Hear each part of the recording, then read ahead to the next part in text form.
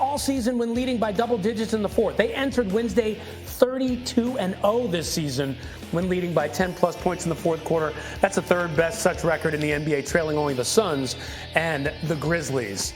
In the meantime, we go to the game of the night in L.A. Lakers hosting the Jazz. Look who's in the house. Super Bowl champ Aaron Donald watching LeBron James in action. Take you right to the second scary moment for Anthony Davis. Goes up to catch the high pass and comes down like that. Davis obviously in pain, rolling around on the floor. And when you watch the replay, you see why. Look at the ankle. The right ankle rolled. He would need help coming off the court from his teammates. He would not return. Fourth quarter, game tied at 94. Russ in the paint, dishing off to LeBron for the slam. And Lakers up 2. And then LeBron doing work late with the 3. Staying patient, nailing it right there. 22 seconds left, and the Lakers up 1. LeBron getting all the attention, so gives it to Austin Reeves, who nails the 3. Lakers winners, 106-101. LeBron with 33 points. Obviously, sickening to see AD go down in that fashion. Hope he's fine. Obviously, his health is most important for him individually, for our ball club. And, I've seen it too many times, obviously, so I just wish him the best. And there's still a game need to be played at the end of the day. And I still have to make plays and to try to help us win. I was able to do that. You can see you can hear his voice, the bittersweet nature of all of this. Brian Windhorst now joining us from Cleveland. Wendy, in a season filled with bad breaks for the Lakers, they got another huge one last night. What more can you tell us about the Anthony Davis injury?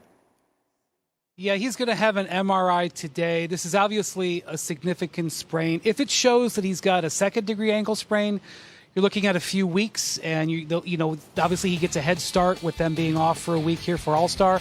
If it's worse than that, it could be something that's a couple of months, and now you're talking about maybe threatening the season. The Lakers have the third most difficult remaining schedule. This is a very difficult hand for them to be dealt.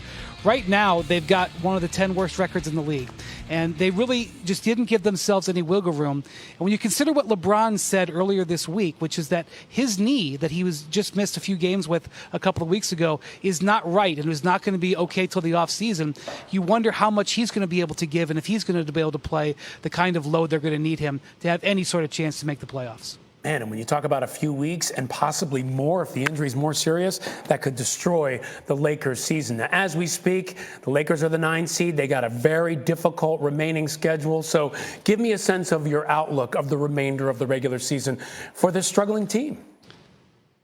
Yeah, so because they don't have their draft pick, in fact, it's going to be really interesting to see if their pick stays in the top 10, it goes to New Orleans, or it goes to New Orleans. If it's outside the top 10, it goes to Memphis. So those teams have different rooting interests for the Lakers. But because they don't have control of their draft pick, they're really incentivized to just try to keep on winning.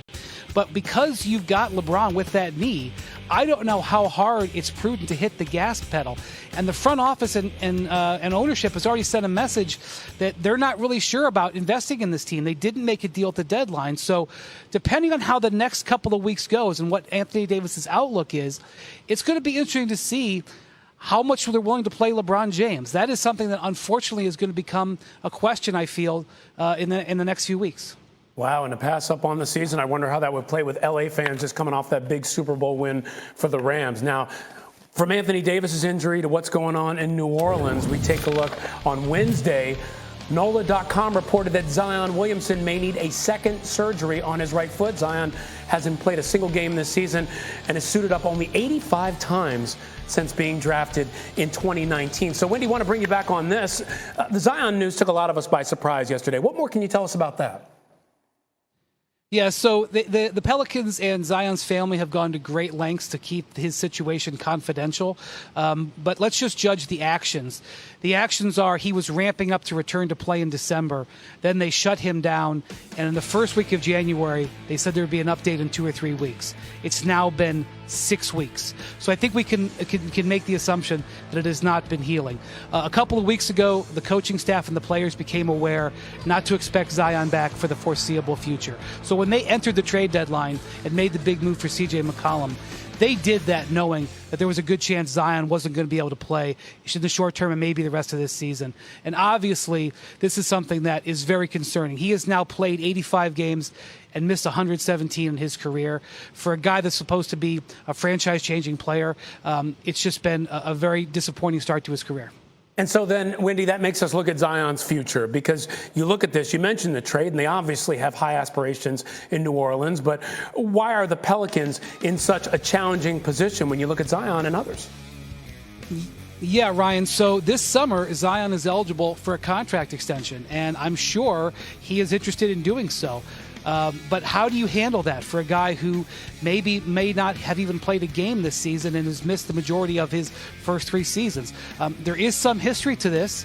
Joel Embiid, for example, was injury-plagued early in his career, and the Sixers gave him a contract that had a bunch of triggers depending on games played.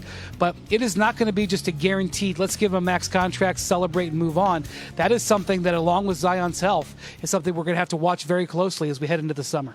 Wow, 2 things I never thought we'd be talking about at this point. The Lakers possibly not in the playoffs, and Zion possibly not getting a guaranteed max extension. Wendy, thank you so much. Appreciate the update. NBA All-Star Weekend, where Wendy is, begins Friday in Cleveland.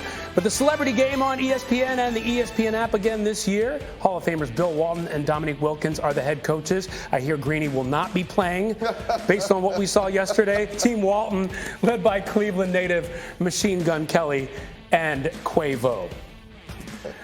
Back to the NFL. It was revealed that the Bengals on Tuesday, quarterback Joe Burrow suffered a sprained MCL during the team's Super Bowl loss to the Rams.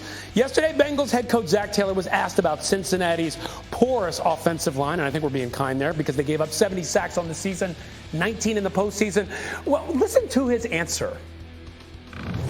I think we'll just look to improve the team in any way that we can, and not specific to one necessary group. The offensive line helped us get to the Super Bowl, and they gave us opportunity.